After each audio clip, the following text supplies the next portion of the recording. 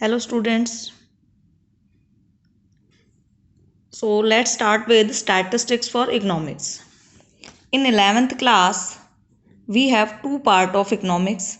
First one is microeconomics and the second one is statistics for economics. So let's start with the statistics for economics. Statistics हम क्यों शुरू कर रहे हैं? Because statics में जो चैप्टर है हमारे पास, मीन है, मोड है, मीडियन है, ये सब आप अपने 10th क्लास में मैथ्स की बुक में पढ़ चुके हो। तो ये इजी रहेगा इस चैप्टर को, इस बुक को शुरू करने के लिए। ये चैप्टर शुरू में आप लोगों के लिए इजी रहेंगे बिकॉज ये सब आप पहले पढ़ चुके हो। ठीक है, now this is chapter number 8, measures of central tendency, arithmetic mean. Arithmetic mean और you can say it average. Average बोल लो और अर्थमेटिक मीन बोल लो, दोनों का मीनिंग क्या है? सेम है। So what is the meaning of central tendency? A central tendency refers to a central value or a representative value of a statistical series. देखिए, कोई भी statistical series आपको given है, उसको represent करने के लिए क्या करते हैं? उसमें से हम कोई भी एक central value ले लेते हैं। For example, जैसे सपोज करो ये कोई भी given है, ये x है, 10, 20, 30, 40, 50। हम एग्जाम्पल के लिए ले रहे हैं, ये एक स्टैटिस्टिकल सीरीज है। अब देखिए यहाँ पे अलग अलग नंबर दे रखे हैं, x1, x2, x3, x4, x5। ठीक है, तो हम सेंट्रल जो वैल्यू होती है, सेंट्रल वैल्यू एक ऐसी वैल्यू होगी जो इन एक ऐसे नंबर को रिप्रेजेंट करेगी जो इस स्टैटिस्टिकल सीरीज में जितने भी नंबर है उन सबको रिप्रेजेंट करेगा। उन सबको क्या करेगा? रिप्रेजेंट करेगा। फॉर एग्जाम्पल देखिए, it is very difficult to remember and understand the data concerning the income of millions of Indians. However, if it is said that in 2018-19 average income of the people in India was 1,26,406 per annum, it would be easy for us to guess the economic condition of the Indians। देखिए मतलब क्या है यहाँ पे कहने का। इसके अलावा एक और सिंपल सा एग्जांपल लेते हैं। सपोज कीजिए आप 11th में सेक्शन ए के स्टूडेंट हैं। अब उस सेक्शन में आपके पास 30 स्टूडेंट्स हैं। तो देखिए अब मैं 30 स्टूडेंट्स के लिए सपोज हम उनके मार्क्स की बात करते हैं, let's say in subject English में हम मार्क्स की बात करते हैं। तो क्या होगा? देखो, अगर ओवरऑल क्लास की परफॉर्मेंस जाननी है तो उसका बेस्ट वे क्या है? एक तो तरीका ये है कि आप अलग अलग बच्चों के मार्क्स को देखो, ठीक है, तो that will be time consuming. लेकिन अगर हमें उस क्लास की परफॉर्मेंस के बारे में जानना है तो हम क्या करते हैं? सपोज हम उस क्लास की जो इंग्लिश सब्जेक्ट की हम बात कर रहे हैं, उस सब्जेक्ट का हम क्या ले लेते हैं? सभी बच्चों के मार्क्स का क्या ले लेते हैं? एवरेज ले लेते हैं। तो जिस हिसाब से एवरेज आएगा उसके अकॉर्डिंग हम बता सकते हैं कि भाई क्लास की परफॉर्मेंस अच्छी है या क्लास की परफॉर्मेंस खराब है। तो एक पर्टिकुलर नंबर ऐसा है जो उस पूरी क्लास, जो सेंट्रल वैल्यू है, ठीक है, और उस पूरी क्लास को वो नंबर क्या करेगा? रिप्रेजेंट करेगा। उस एक एवरेज नंबर के बेसिस पे हम ये पता लगा सकते हैं कि बच्चों की जो परफॉर्मेंस है वो अच्छा कर रहे हैं या उनको अभी और इम्प्रूवमेंट की रिक्वायरमेंट है या, ठीक है।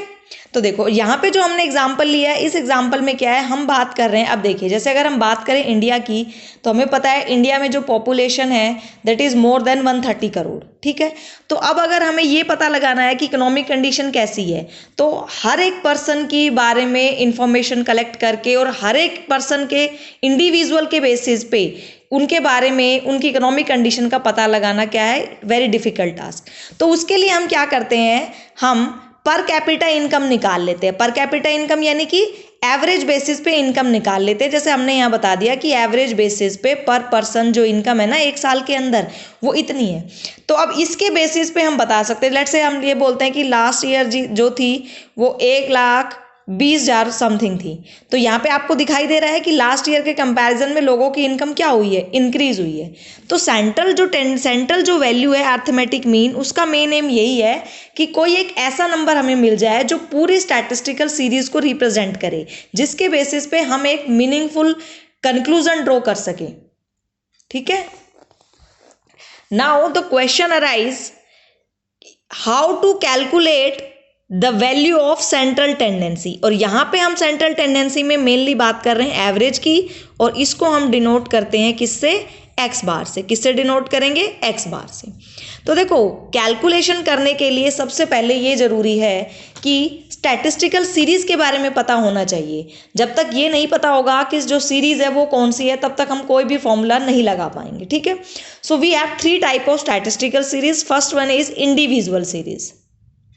First one is your individual series. Individual series कौन सी होती है, individual series are those series in which the items are listed singly, जिसके अंदर आइटम्स को जो है वो क्या किया हो, सिंगली लिस्टेड किया हो। फॉर एग्जाम्पल, जैसे हम ये एग्जाम्पल ले रहे हैं, if the marks obtained by 30 students of the class 11th are listed singly, the series would be called individual series. जैसे किसी क्लास में 30 स्टूडेंट्स है और हम 30 स्टूडेंट्स के नंबर को असेंडिंग ऑर्डर से या डिसेंडिंग से या उनके सीरियल नंबर के अकॉर्डिंग अरेंज करें। जैसे ये फर्स्ट का हो गया, सेकंड का, थर्ड का, फोर्थ का, और ऐसे अप टू हम 30 स्टूडेंट्स तक उनको अरेंज करके लिख दें, तो ये हमारा कैसा हो जाएगा, इंडिविजुअल सीरीज। कैसी सीरीज हो जाएगी, इंडिविजुअल सीरीज। ठीक है, और इंडिविजुअल सीरीज आपको कैसे मिलेगी, दिस इज योर एक्स, जैसे ये है एक्स 10, 20, 30, 40, 50।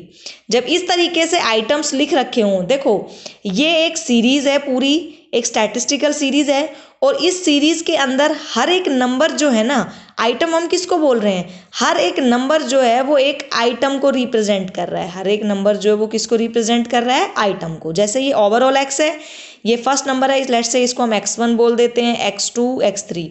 तो x1, x2, x3, x4, x5, all these are items. Clear. Now the second series is discrete series, और you can say it frequency array. दोनों एक ही के नाम है, आप डिस्क्रीट सीरीज बोल लो या फ्रीक्वेंसी एरे बोलो, दोनों में कोई डिफरेंस नहीं है।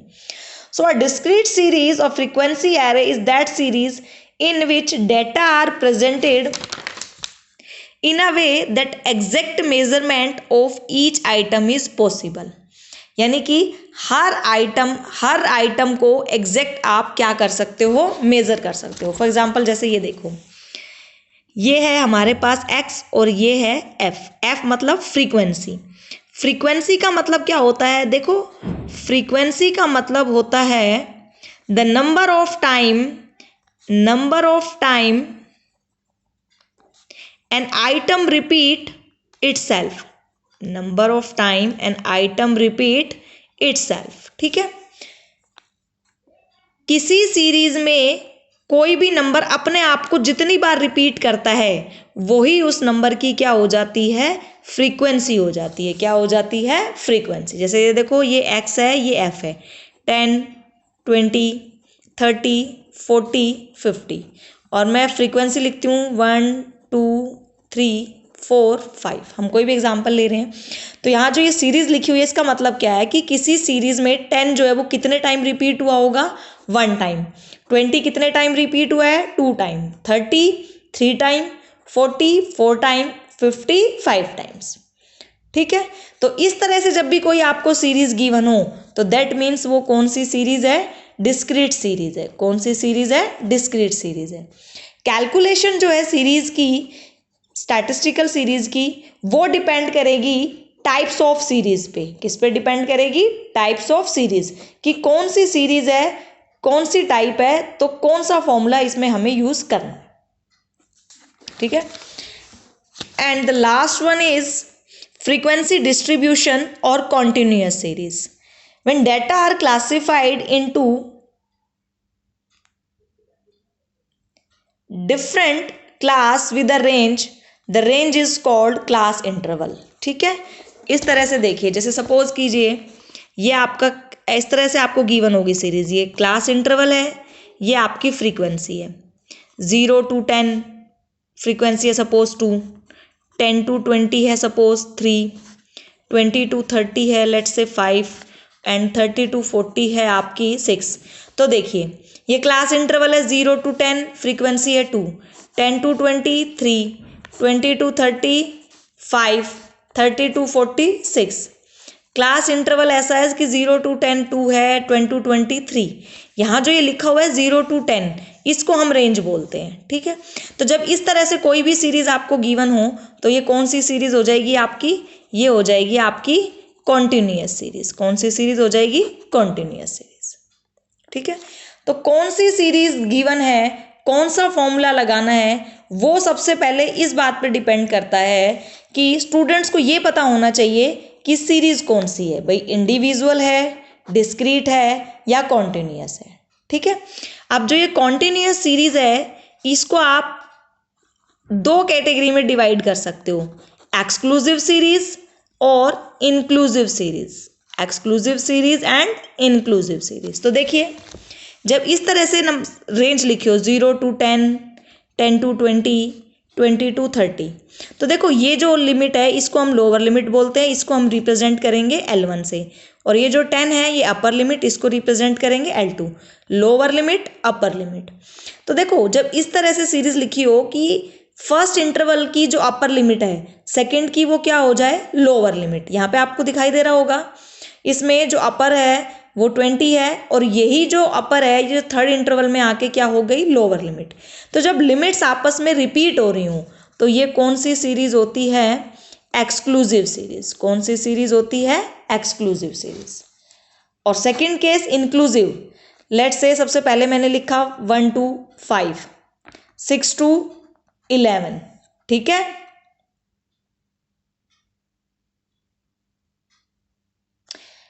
वन टू 5, 6 to 10 ले लो। तो इस तरह से आपको दिखाई दे रहा होगा कि ये अपर लिमिट है, ये इसमें अपर लिमिट, लोअर लिमिट कितनी है? 1, अपर लिमिट कितनी है? 5, लोअर लिमिट 6, अपर लिमिट 10। तो यहाँ पे आपको दिखाई दे रहा होगा कि कोई भी नंबर या कोई भी लिमिट आपस में रिपीट नहीं हो रही। तो जब इस तरह से गिवन हो नंबर तो ये हमारी कौन सी सीरीज होती है? Inclusive series. कौन सी होती है? Inclusive series.